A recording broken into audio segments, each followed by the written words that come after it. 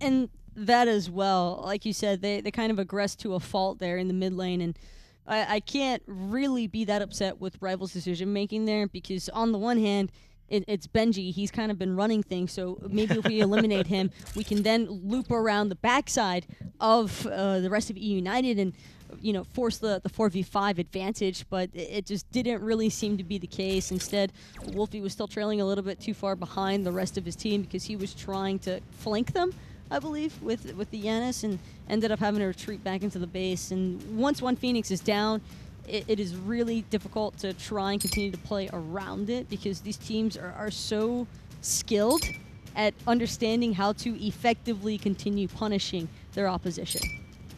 Well, Rival's dreams of a 2-0 of eUnited have already been upset, but they can certainly still win the set itself. They just got to take 2 in a row. eUnited up 1-0 as we move into picks and bans for Game 2. eUnited are going to be first pick, and already the Athena Ares taking off the board. I believe these are the same bans we saw, but already one early difference, Taco. Terra was banned by Rival. And eUnited still get one of the two. They picked up that Robin, which I would imagine is going to be all for Scream, because why wouldn't you get him? Just got through playing it super well, so why not let him run it again? First picking it overall here too, Taco, so certainly having confidence in their jungler to continue to cause problems for Rival. Rival could potentially look to respond here with the Iena Circuit again, but yeah.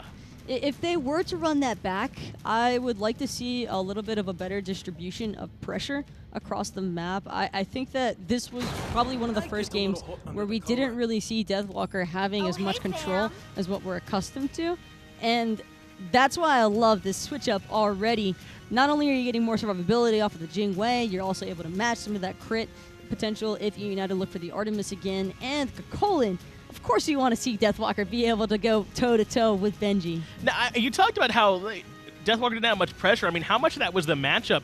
It was the Odin up against the Chulainn, and we all know just how scary Benji's Chulainn is. I mean, I think they got a skin based around that, so certainly at this point, we know how strong it could be on it. This time, Rival and Deathwalker have a chance to run it back. Hercules. Yes. I'm leaning towards the Hercules pickup here. For Benji, yeah.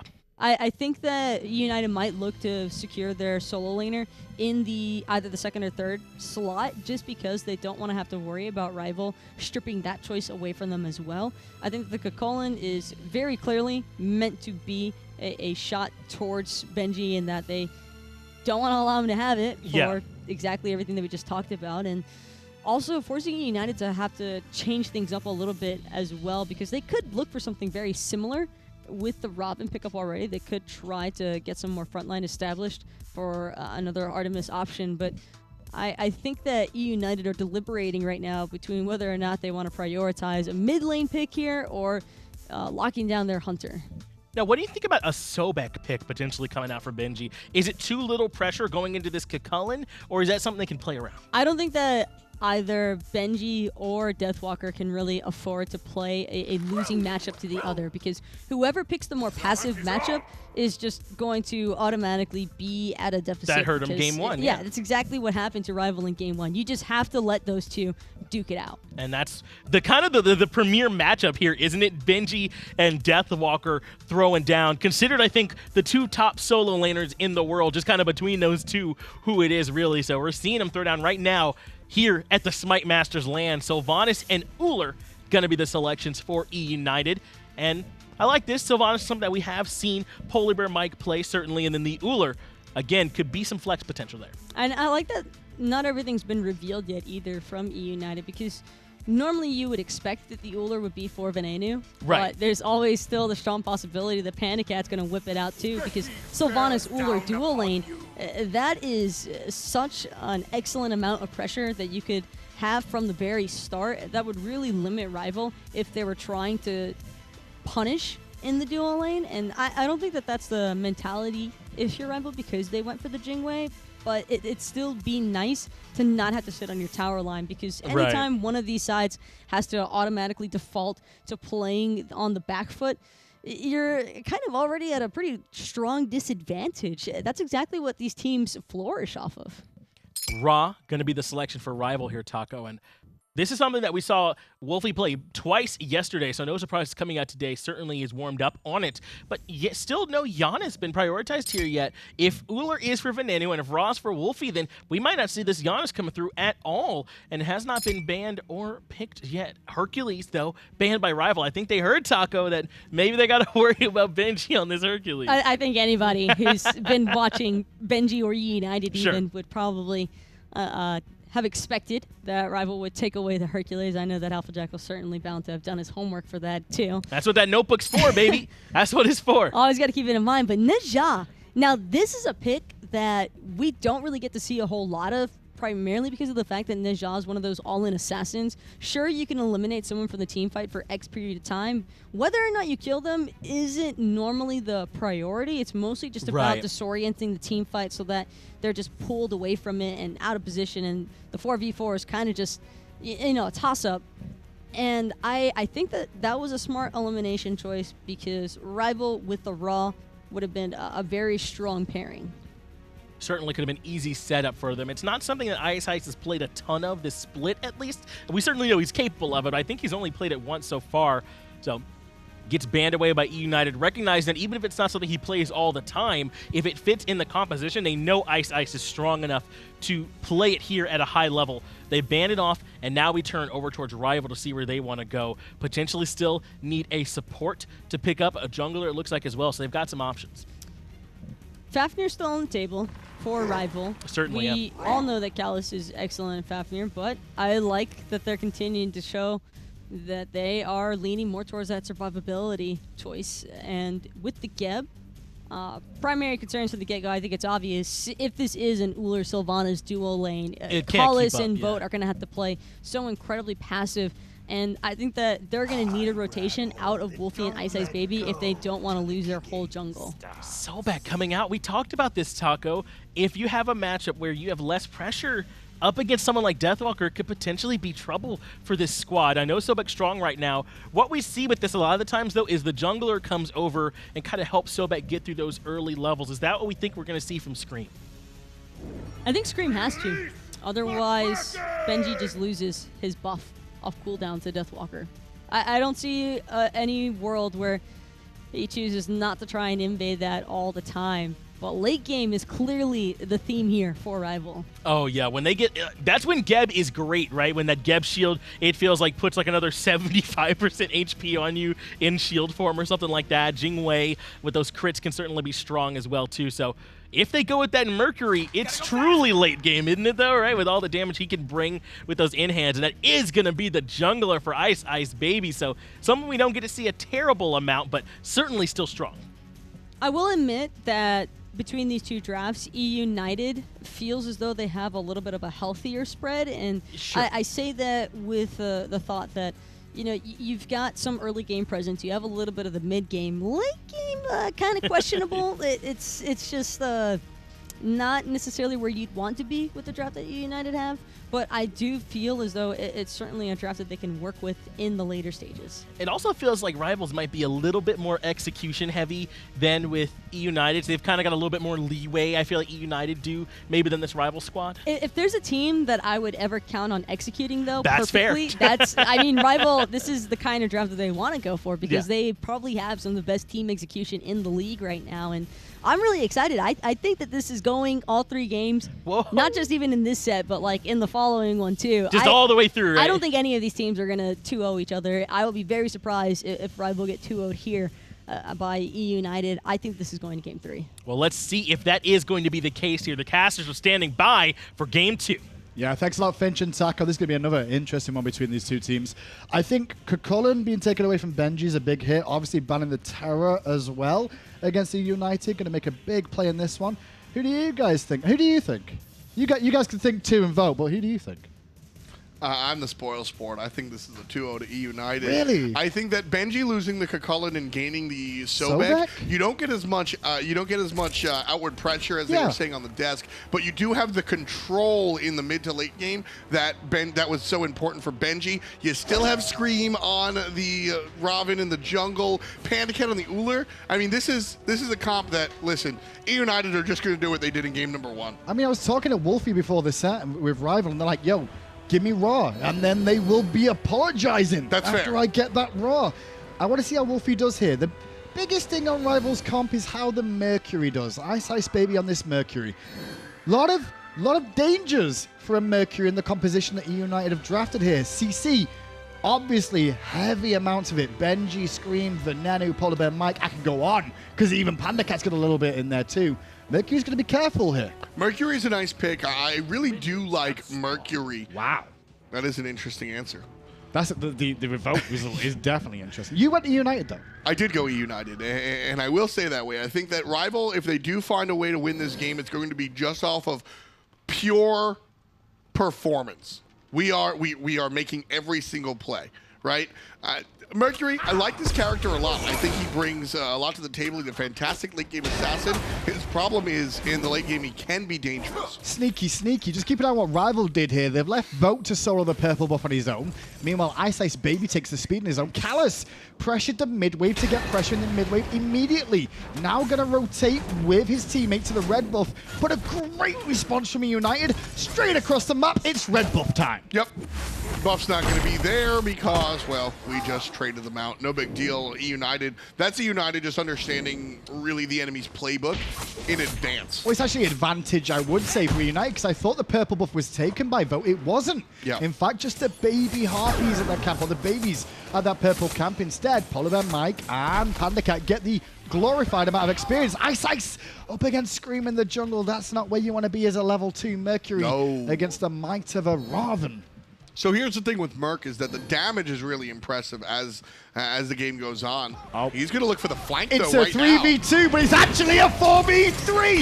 It's a trap, Rival. Get out quick. Focus has been split a little bit, but Callus still goes down. Oh, the pull. Wlfy gets pulled in. Oh, they confirm Screammmmm does not have the root available. So Wlfy finds a way out, but after First Blood and a beautiful pull by PolarBearMike, which it doesn't result in anything, but that's a scary sight.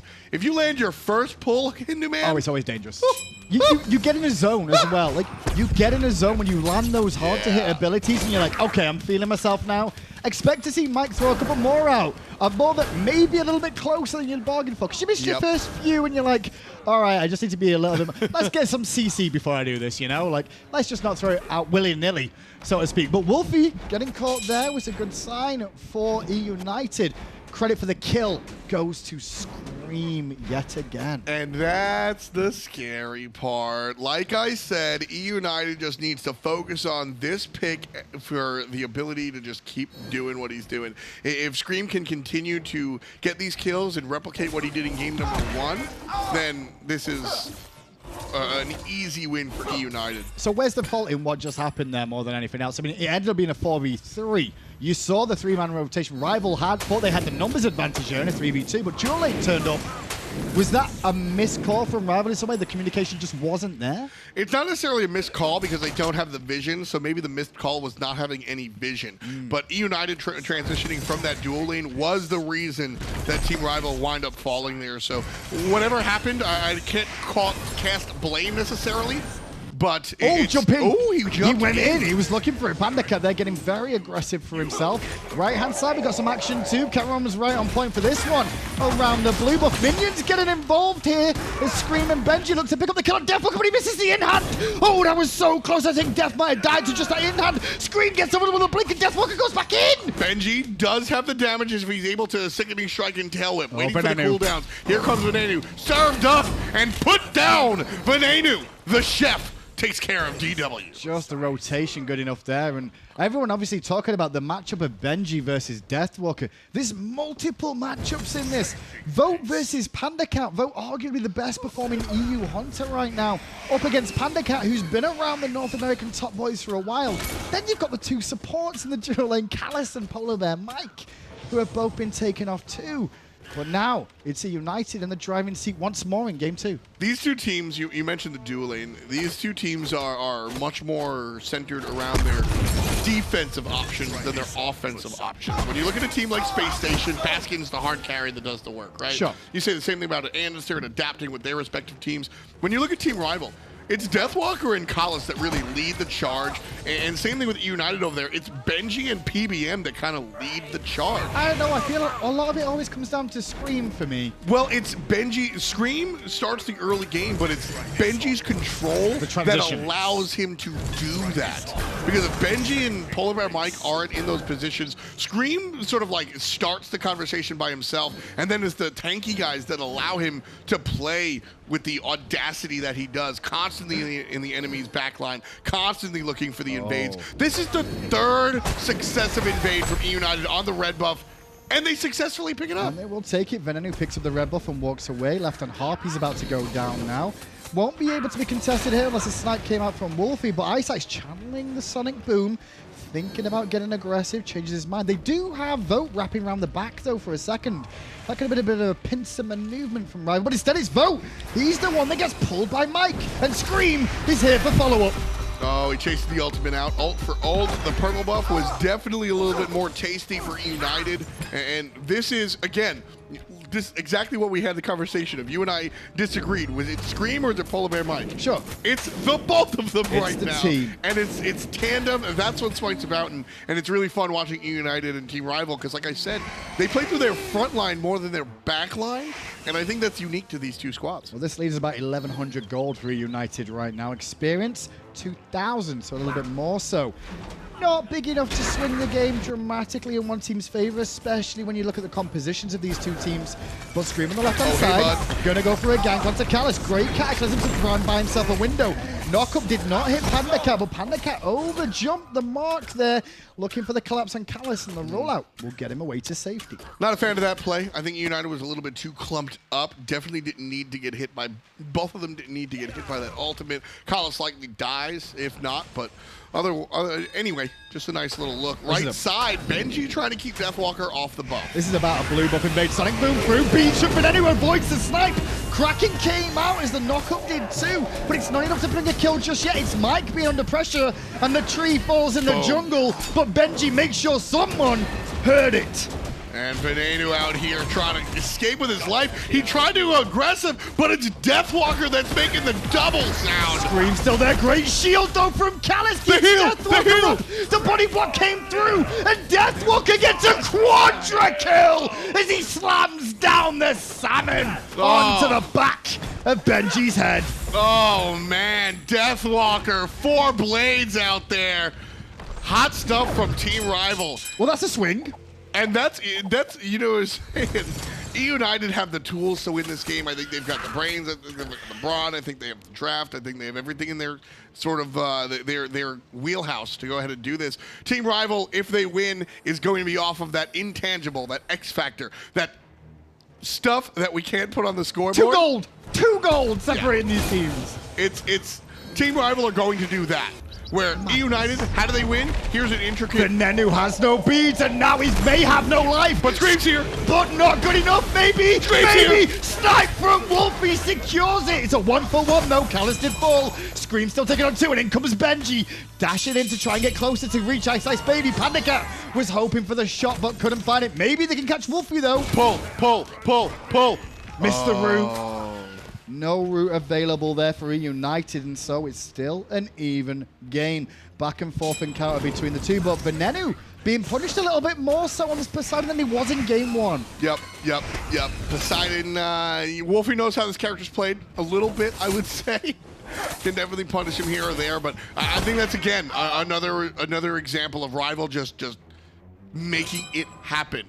eUnited, if they win, our analysis is deep and intricate and talks about specific plays. Sure. If Rival win, it's they beat them up. That's how they win this game number 2. Well, a lot of this as well, as you look towards the right-hand side, Chulainn has 4 kills. The quadra kill is where 4 of the 5 kills Rival have come from. And this was the matchup that the desk was talking about of, like, you've got to give pressure versus pressure. You think the Sobek will make an impact later, sure. Yes. But early, it's getting punished. Yeah, sure. And I don't care. And that's fair. That's fair. I'm not trying to turn around and say your analysis of the situation is wrong at all. It's just that how much of a lead can Deathwalker get? Exactly. 10-9 right now. He's about a level and a half up. It's up to Deathwalker to do this. Benji surrounded by the solo and the jungler here. I love it. Not quite fully tanky yet with just that runic shield. I love it. Yeah. Lurking in the wall is held as long as he could, because he's like, okay, what have you got in terms of CC? 2 real abilities I'm scared of hard CC from. If I can survive those, I'll be okay. Yeah, and so Deathwalker and iceicebaby have to keep doing that, because if DW gets this lead and sits in lane, ain't nobody care. You say it all the time, if a tree falls in the woods, does anybody hear it? Yep. Well, if a Chulainn is level 20 in the solo lane, does anybody give a damn? And the answer is no. Well, look what he's doing, though. He is invading the camps on court on the right-hand side, but on the left-hand side, Callus ate a lot of damage from PandaCat there. Nice full combo from him. Not enough to bring him down just yet, but it does apply pressure to allow this purple buff to be looked at. Vote trying to secure. Nice. Won't be able to as the fast hands, and Vote actually has to ult away from Venenu, who was coming in with the hot damage there to turn that one around with a couple of members poked. The United grouped around the gold. Are they going to look at this? They're thinking about it. I don't think they're going to commit to it. There's too many members here from Team Rival available, and iceicebaby with that ultimate is actually a really big threat on the Gold Fury, believe it or not. The ability to come in without anybody seeing you. There are a couple of avenues that you can ult with that sonic boom. That's a liability that eUnited have to be careful of. Biggest difference at the moment is the 2-level lead that Deathwalker has over Benji. A lot of that comes from the 4 kills he did pick up. Only real difference in the dual lane is between the 2 hunters by a level, but Deathwalker's starting to apply more pressure to this lane now, abusing his lead with some proxy farming and consistently invading the jungle. He may meet Scream here, but Scream already got what he came on this side of the map for. His back harpies, very valuable camp, that. Easy pickings there. Deathwalker going to wait here by the blue buff. Do you reckon if he stands still, they'll think he is a blue because he's got blue on his waist? Is that what it is? Maybe. Gold Fury, though. Gold Fury on the left-hand side being started by eUnited. Only 2 members here. I love this play. So they're going. No idea.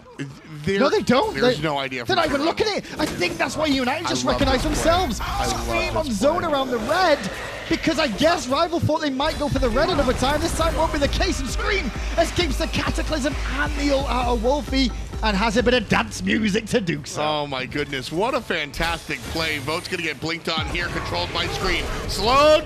Nice ultimate will allow him to escape over there. There's a ward on the right side. It's a red ward on the, there was a blue ward on the right side spotting out Deathwalker's proxy farm. eUnited made what I call the brick through the window to set the alarm off, see how long it takes the cops to show up. Because they see the solo laner and a spot where they cannot respond to. Deathwalker gonna get put into a dangerous zone. The Whirlpool was there, but the wave did not connect from Venenu for the follow-up damage. However, Rival, meanwhile, on the port Pyromancer trying to answer back to the gold they just lost. Yeah, sure. Nice.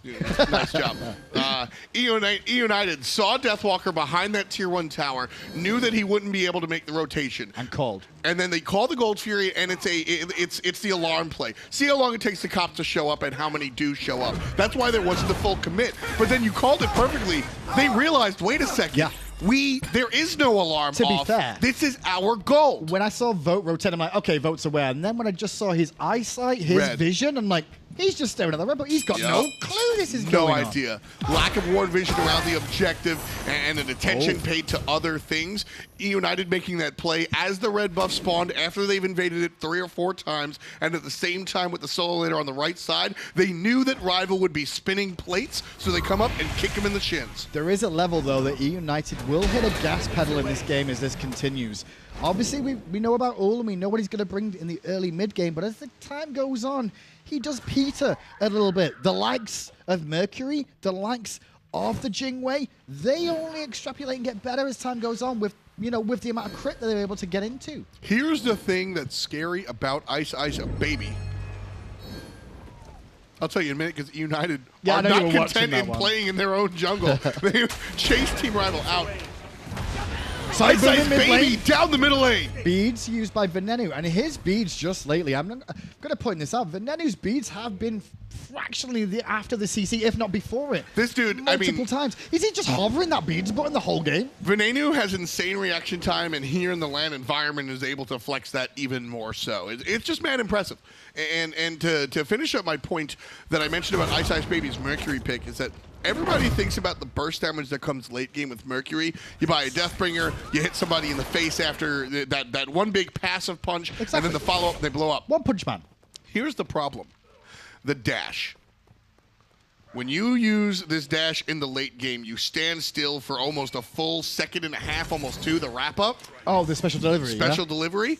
You are asking to get Krakened. That's true. You are asking to get blown up. Blinking from Callus, and there's a Kraken onto his head in response. Callus disappears, and Mike survives, but Vote giving chase and finds a kill in response. Scream taking on 2 of the damage dealers and walks right into Vote, and Vote goes, all right, thanks, I'll take 2 kills for free. Just served up on a platter. It's 1 for 2 trade. Did you start with a Scottish accent? I was going to try. You started with a Scottish accent. I was going to, and I'm like, no. People No, are do listening. No. No, it would have been embarrassing. I mean, to be fair, Americans would probably think it was good, and I'm like, no, that's offensive. I'm not an offensive person, that's me. Tier 1 tower goes down. Team Rival able to grab that one nice and easy. And actually, we have an interview with Vote NBK here. How you doing? How you feeling after that one, Vote? Yeah, not bad. No, to be fair, that was wrong, because you could understand me. That was still a mistake Oh, there. it's all gone Pete Tong right now. Jing Wei, level 15, gets 2 kills, served up, as I said, on a Yes. platter for himself there. Both of them just presented themselves at the right opportunity, but that's something what you need. So let's go to the graphs, because I want to show you the graphs here now, because look at this tail of the tape. Up, down, eUnited get a lead, Rival answer back, eUnited get a lead, Rival answer back, Rival get a lead. That's where we're at now. It's not much of one, but it is a lead. I'm worried about iceicebaby longevity in the late game. He made a really big impact there, and Venenu, I think, can just punish him in the late game. PandaCat as well. I kind of like iceicebaby as a distraction in this game on the Mercury. I guess that's what this kind of does. If you ignore the Mercury, he's going to kill you. If you are distracted by the Mercury, the rest of the characters, the Ra, for example, through the wall with the snipes, and then also the Jing Wei can come and be a factor. Here's the deal with the Ra, is that iceicebaby with a special delivery, that's all the setup Wlfy needs to just murder somebody. Also, Blink Cataclysm from Callus too. They've got a couple of options here just to burn those beads or the Aegises. Gold Fury has respawned at 16 minutes in. eUnited had the last one for free. This time round needs to be different. I think a big deal watching that play right there at eUnited. They punished Callus's initiation. Blink, Kraken him, he's dead. Yes. That's not going to work forever. He's got his Thebes, and he's building into his second tank item. We gotta change targets later on. Big rush from eUnited onto this goal. He's gonna go down with eUnited. Security snipe off the mark from Wlfy. Callus needs a Kraken, but the shield keeps him up. Scream goes in looking for the kill, but a sonic boom to the back line, and everybody looks for iceicebaby, who dips out, and that leaves Scream in a pit. Can't stay in that combat long enough for that blink this time, Sunshine. Vote gets another kill. eUnited get the Gold Fury, and they did what I've been waiting for all damn week. They sat there and they were like, all right, we beat you at Worlds off of this 50-50 objective, Wlfy. Let's go again. How you feeling? And they took the 50-50, and Wlfy came up short again. And that's a Team Rival thing. It's not a Wlfy thing, but that's exactly what eUnited is thinking. Put the pressure on us. Yeah, they're sitting there, like, just push. I talk about it all the time. If there's a sub, camp the sub. Just find the hole in your opponent's armor and chip away at it, just peel at it slowly. And that's the type of play that gets in the head of Team Rival as a whole. Really does feel like eUnited and PolarBearMike love this Lotus Crown. Now, obviously, second God with sustain. It's so the good. Support role, going for the Lotus Crown after his Thebes once again. More importantly, though, what Benji's got is a second relic, the Cursed Ankh. Something that I think is so very, very strong on the Cursed Ankh, the upgraded of it. But the Lotus Crown, let's go to that first. 20 all-prots. Yes, I mean, please. that's silly. 20 all-prots in addition to the personal 60 fizz prots that you get. I don't really care about the power on Sylvanus. 20 all-prots for an extended period of time because it gets re-triggered every hot. It's too good to ignore. Very, very useful. And the Cursed Ankh, going on to that one too. We've seen it a couple of times in competitive play against healers specifically is where it shuts down. Bonus damage against any target getting healed for quite a few seconds.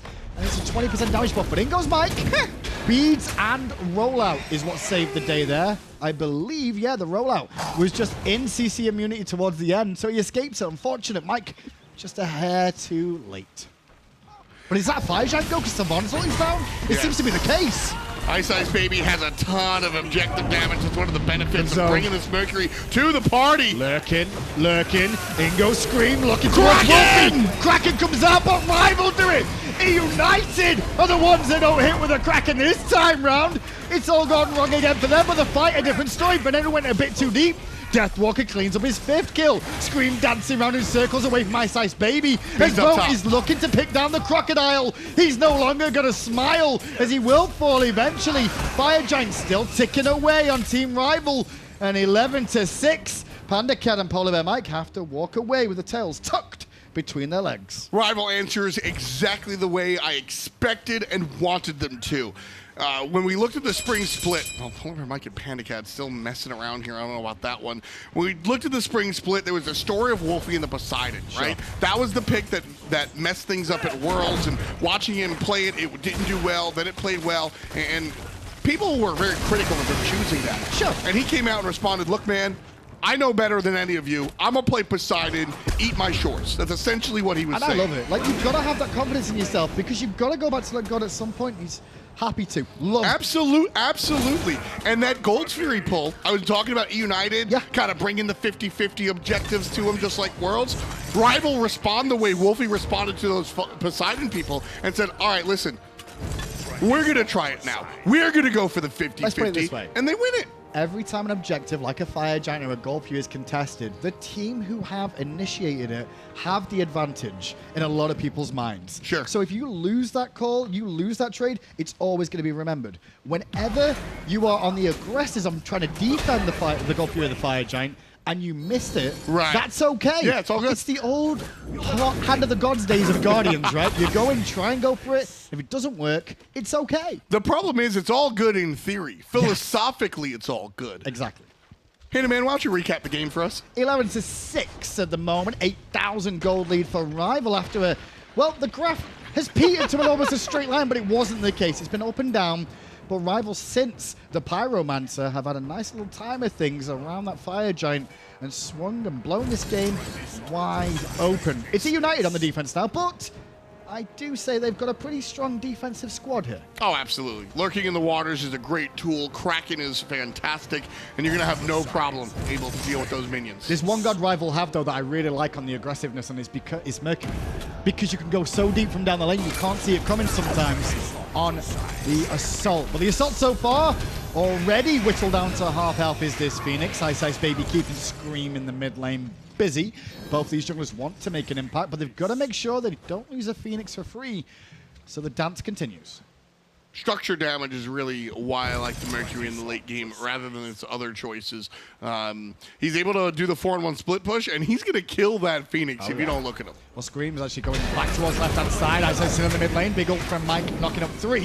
Sonic Boom came through, but just off the mark, Benji actually ulted away. Snipe did hit Mike, though, and that's going to force him back. Deathwalker wants Venenu on the backside, pushing back 3. That leaves poor old Benji on his own, and Benji walks into Deathwalker just trying to get away. Unstoppable is Deathwalker as the Kraken hits 2. Kala still has to back off a little bit. PolarBearMike in the squad, healthy as always. Benji's down for about 40 seconds plus.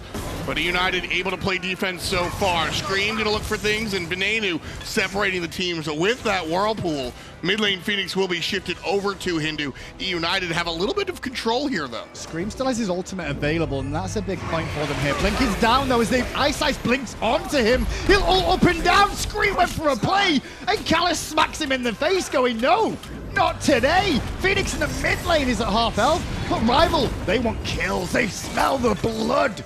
My mouth is agape. That play from Scream was just objectively wrong. There is no world where you are going to kill 2 players full HP with a Geb shield as a half HP Robin. Scream ran game number 1. He was great in game number 2 despite his 2-5 and 2 slash line. That was an uncharacteristic, just terrible decision by Scream that could have cost his team the game. Scream has to be very, very happy that Rival weren't able to find a second pick. Outside of the Chulainn versus the Sobek that we've seen so far in this game, we've been mentioning that. Outside of those two, where has this big lead from Rival come? What is it that's standing out? Is it the Geb pick? Is it the fact they took away the terror from PolarBearMike this time round and he went with the Sylvanus? It's the eUnited wasn't able to find anything and can keep it going. You brought attention to the fact that it was up and down and up and down and up and down. And that's problematic because you're not able to build that lead and with the small lead create a medium lead, with the medium lead create a large lead. So it says you're hot potatoing 2,000 gold between these two teams, and then it's whoever wins the team fight at the right time.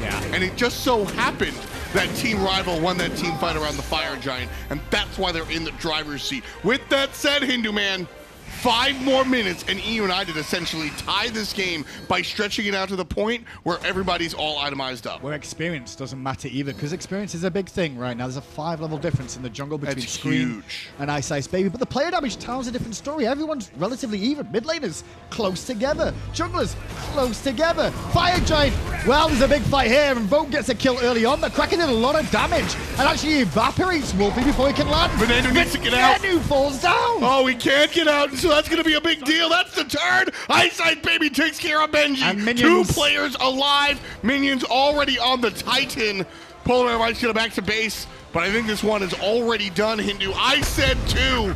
I think we're going 3. Oh, we are going 3 this time round. PandaCat trying to get away will be picked off towards the mid lane, and PolarBearMike can only auto attack down. Well, that be that.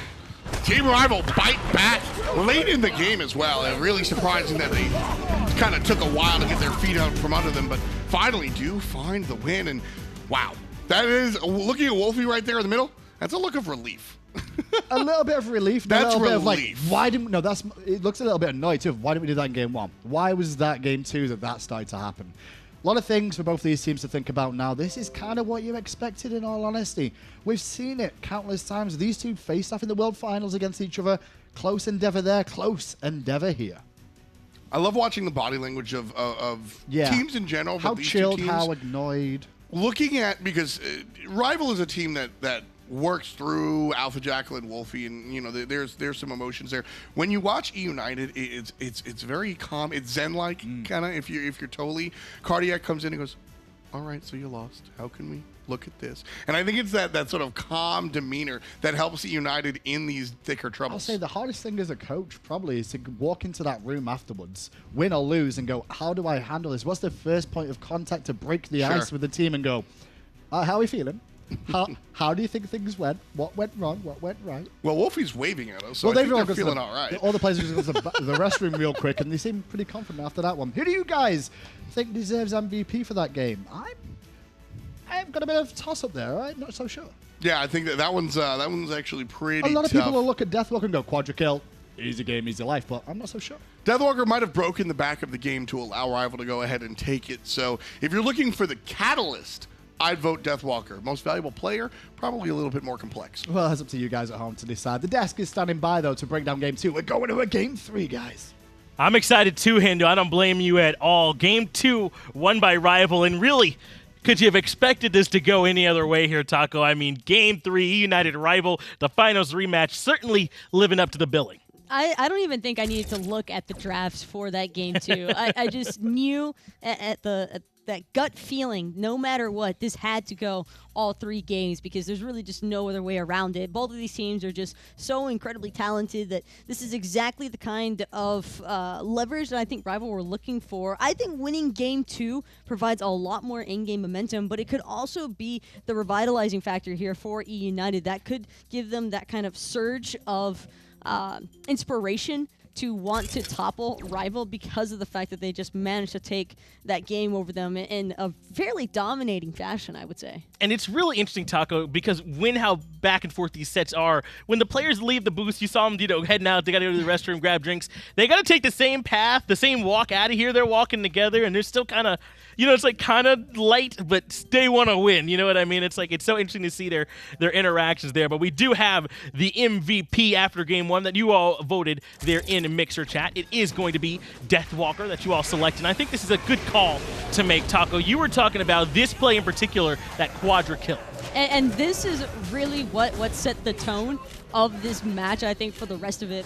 Deathwalker getting a quadra kill, immediately shoots up with the 2-level advantage over Benji, and Benji not being able to have the same sort of rotational impact is really what set the difference between Rival and eUnited from my perspective of looking at things. And I think that also Rival just did a really great job focusing at playing around Deathwalker, but I don't think we would have really expected it to go much differently. I mean, even in game 1, Rival is just a team that banks purely off of team execution, and they will look for any 5 gods as long as they can play well off of each other. They are probably going to be able to execute them well enough that these sort of matches happen. And what a big play that was. I mean, that fight didn't look like Rival was going to win it at the start of that fight. It was very much up in the air, and Deathwalker able to sort of help bring it home for the squad. You and I were talking about what we thought the big moment was, and that was, you know, the big moment for you. I think that Fire Giant was a huge deal as well. I mean, it was the inverse, wasn't it? Venenu was the one with the Kraken secure on the Fire Giant. That isn't quite enough, and this time Rival the one that steal it away. And that was such an awkward moment as well, because I don't think that eUnited would have been willing to fight Rival outside of the Fire Giant pit. I think that Fire Giant was the one objective that eUnited knew they couldn't allow Rival to have because they were already running the late game composition and had a lead with it. Or I shouldn't really say a lead as far as gold is concerned, because with eUnited having managed to secure a couple of Gold Furies, they were still pretty break-even in that aspect, but it just felt as though the fights were pretty one-sided towards Rival.